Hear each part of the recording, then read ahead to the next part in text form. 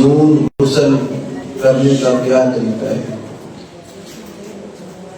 اللہ کے پیغمبر جناب محمد رسول اللہ صلی اللہ علیہ وسلم نے جو جس طریقے سے غسل کیا ہے وہ طریقہ احادیث میں موجود ہے، اور مختلف صحابہ کرام سے صحابیات سے مروی ہے، بلکہ ازواج مطہرات رضوان اللہ علیہم اجمعین سے رسول اللہ صلی اللہ علیہ وسلم کے غسل کا طریقہ ملتا ہے۔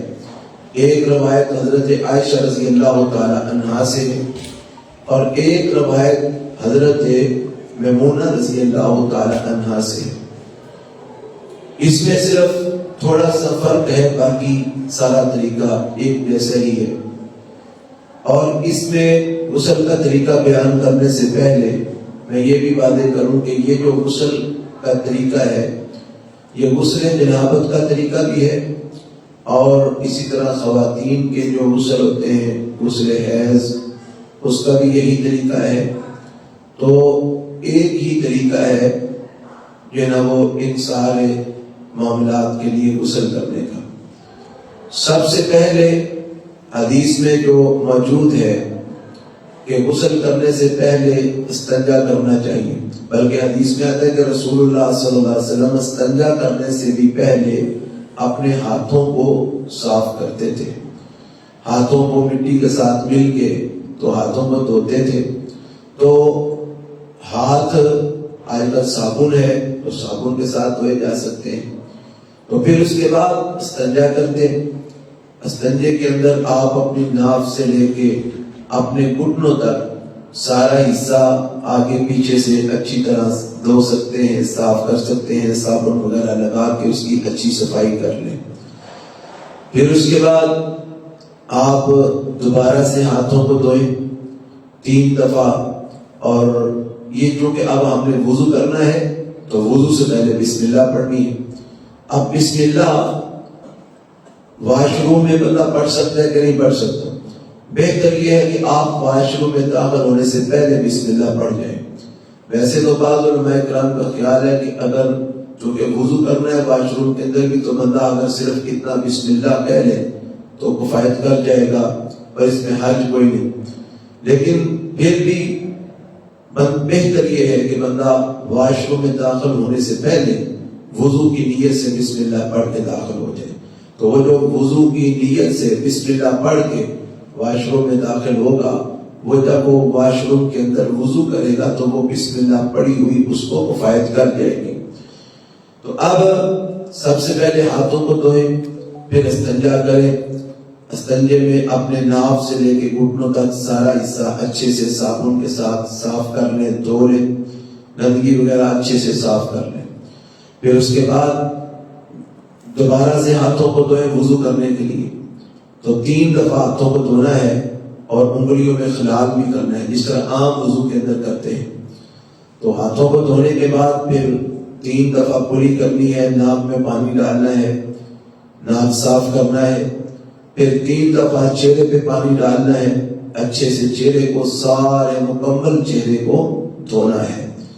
تو چہرہ میں نے بتایا تھا وضو کے مسئلے کے اندر کہ جہاں سے سر کے بال اگنے شروع ہوتے ہیں وہاں سے لے کے ٹھوڑی کے نیچے تک اور سائڈوں سے یہ کانوں تک، یہ سارا حصہ یہ چہرہ ہے۔ تو اس سارے حصے کو دھونا ہے۔ اور جو مرد حضرات ہیں ان کی داڑھی ہیں تو وہ داڑھی میں پانی ڈال کے اس کا خلال بھی کریں گے جس طرح وضو میں کرتے ہیں۔ تو چہرہ 3 دفعہ دھو کر پھر دایاں بازو 3 دفعہ دھوئیں گے، پھر بایاں بازو 3 دفعہ دھوئیں گے۔ اب ایک روایت کے مطابق اس کا اگلا حصہ یہ ہے کہ پھر اس کے بعد سر کا مسح کریں گے جس طرح وضو میں کرتے ہیں، اور کانوں کا مسح بھی کریں گے، اور پھر پاؤں بھی دھو لیں گے، مکمل وضو کر لیں گے۔ پھر اس کے بعد سر میں پانی ڈالیں گے، صابن وغیرہ لگا کے اچھے طریقے سے سر کو 3 دفعہ پانی ڈال کے دھو لیں گے۔ پھر اس کے بعد اپنی دائیں سائڈ پر کندھے کے اوپر سے پانی ڈالیں گے اور سارا جسم جو ہے وہ اس کے اوپر پانی بہائیں گے اور اس کو اچھے سے صاف کر لیں گے 3 دفعہ۔ پھر بائیں سائڈ پر 3 دفعہ پانی بہائیں گے اور وہ سارا جسم جو ہے اس کے اوپر اچھی طرح پانی پینا وہ ملیں گے تاکہ کوئی حصہ خشک نہ رہے. اور یہ ہم نے کر لیا. اس کے بعد ایک دفعہ یا 3 دفعہ سارے جسم پہ پانی بہا لیں گے تو یہ غسل مکمل ہو گیا. ایک طریقہ یہ، ایک طریقہ اس سے تھوڑا سا مختلف ہے. وہ یہ ہے کہ جب آپ نے وضو کرنا ہے تو ہاتھوں کو دھونا ہے، کلی کرنی ہے، ناک میں پانی ڈال کے ناک صاف کرنا ہے، چہرے کو دھونا ہے، پھر بازو دھونے ہیں. تو بازو دھونے کے بعد سر کا مسح نہیں کرنا بلکہ پانی سر پہ ڈالنا ہے. تو اچھے سے انگلیوں کے ساتھ سر میں خلال کرنا ہے اور صابن وغیرہ لگا کے اچھے سے سر کو 3 دفعہ دھو لیں. پھر اس کے بعد دائیں طرف کندھے کے اوپر پانی ڈال کے سارے جسم پر پانی پینا وہ ملے، اور پھر بائیں طرف کندھے پہ پانی ڈال کے سارے جسم پہ ملے. اور پھر اس کے بعد آپ اپنے سارے جسم پہ پانی بہا لیں اور بعد میں جب فارغ ہو جائیں تو اپنے پاؤں دھو لیں. پہلے دایاں پاؤں دھو لیں پھر بایاں پاؤں دھو لیں. یعنی اس طریقے میں اور پہلے والے طریقے میں صرف اتنا فرق ہے کہ پہلے والے طریقے میں آپ نے وضو مکمل کر لیا، بعد میں سر میں پانی ڈالا اور باقی جسم پہ پانی ڈالا. اور اس طریقے میں یہ ہے کہ آپ نے بازو دھونے تک یہ وضو کیا، بازو دھوئے، اس کے بعد سر پہ مسح کرنے کے بجائے ڈائریکٹ سر میں پانی ڈال دیا اور انگلیوں کے ساتھ خلال کرنا ہے، اچھی طرح مل کے سر کو دھو لینا ہے. پھر دائیں اور بائیں پانی ڈال کے سارے جسم پر پانی بہا لینا ہے. تو آخر میں پھر پاؤں دھو لینے ہیں. تو یہ دونوں طریقے درست ہیں، دونوں صحیح حدیث سے ثابت ہیں. تو واش روم میں داخل ہونے سے پہلے آپ وضو کی نیت سے بسم اللہ پڑھ جائیں اور یہ غسل مکمل کرنے کے بعد جب باہر نکلے تو باہر نکل کر وہ جو وضو کے بعد بڑی دعا ہے، اشہد ان لا الہ الا اللہ وحدہ لا شریک لہ واشہد ان محمدا عبدہ ورسولہ، یہ دعا پڑھ لیں. اور غسل کے دوران کوشش یہ کرے پوری توجہ کے ساتھ کہ آپ نے جب وضو ایک دفعہ کر لیا تو اس کے بعد شرمگاہ کو ہاتھ نہ لگے. اگر شرمگاہ کو ہاتھ قصدن یا غلطی کے ساتھ لگ جاتا ہے تو آپ کا وضو قائم نہیں رہے گا، آپ اس وضو کے ساتھ نماز نہیں پڑھ سکیں گے، آپ کو بعد میں دوبارہ سے وضو کرنا ہوگا. لیکن اگر آپ دوران غسل وضو کرنے کے بعد شرمگاہ کو ہاتھ نہیں لگنے دیتے بلکہ کپڑے پہننے تک آپ کا ہاتھ شرمگاہ کو نہیں لگتا تو آپ کا وہ جو غسل کے اندر کیا ہوا وضو ہے وہ وضو قائم ہے. آپ اسی وضو کے ساتھ باہر نکل کر نماز ادا کر سکتے ہیں. یہ سنت کے مطابق غسل کا طریقہ میں نے آپ کو گوش گزار کیا ہے.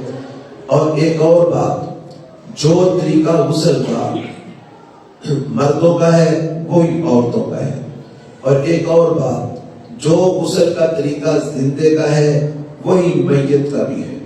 میت کو بھی ایسے ہی جو ہے نا وہ غسل دیا جاتا ہے جس طرح ہم خود غسل کرتے ہیں. میں میت کے غسل کا بھی طریقہ مختصر آپ کے گوش گزار کر دیتا ہوں. میت کو جب آپ اس تختے کے اوپر پھٹے کے اوپر لٹاتے ہیں جس پر لٹا کر غسل دیا جاتا ہے، اس کے کپڑے اتارے جائیں گے. اس کپڑے اتارنے کے بعد کپڑے جس طرح ممکن ہو ویسے اتار لیے جائیں، ضروری نہیں پھاڑ کے اتارے جائیں. اگر پھاڑے بغیر کپڑے اتر سکتے ہیں آسانی سے تو اس طرح اتار لیے جائیں، اور اگر نہیں اترتے تو پھر ان کو کاٹ کے اتار لیا جائے جس طرح ممکن ہو. اس کے کپڑے اتارنے کے بعد پھر میت کو ٹیک لگا کے سہارا دے کر اس کو بٹھانا چاہیے. جس طرح نیم دراز ہوتا ہے نا، اس طرح اس کو ٹیک کا سہارا دے کر اس کو بٹھائیں. پھر وہ جو گرم پانی میت کے لیے ہم نے ابالا ہوا ہے بیری کے پتوں والا، وہ پانی اس کے پیٹ میں ڈالتے جائیں اور اس کے پیٹ کو نرمی کے ساتھ ملتے جائیں تاکہ اس کے پیٹ کے اندر کوئی پیشاب، کوئی پخانے کے کوئی ذرات اگر کوئی پھنسے ہوئے ہیں کسی جگہ پر تو وہ گرم پانی پڑنے سے اور ملنے سے وہ نکل جائیں گے اور صفائی ہو جائے گی. پیشاب جو اس کے اندر رکا ہوا ہے وہ نکل جائے، اگر کوئی پخانہ رکا ہوا ہے تو وہ نکل جائے.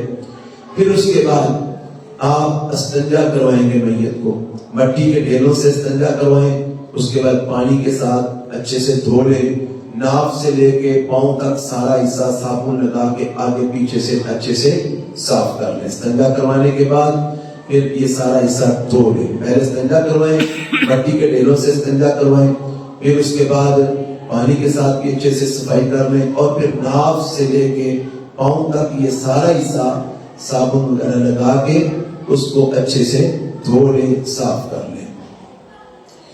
یہ کام کرنے کے بعد پھر اب ہم نے میت کو وضو کروانا ہے۔ اس طرح ہم نے خود وضو کیا تھا، یہ سارا حصہ دھو کر اب ہم نے میت کو وضو کروانا ہے۔ اس کا طریقہ یہ ہے کہ سب سے پہلے بسم اللہ پڑھیں گے، پڑھ کے تو میت کے ہاتھوں کو دھلوائیں گے، 3 دفعہ دونوں ہاتھوں کو دھوئیں گے۔ پھر اس کے بعد اس کو کلی کروانی ہے، تو کلی کے لیے یہ ہے کہ روئی لے کر اس کو گیلا کریں گے، وہ منہ میں پھیریں گے، 3 روئیاں گیلی کر کے منہ میں پھیریں گے اچھے سے۔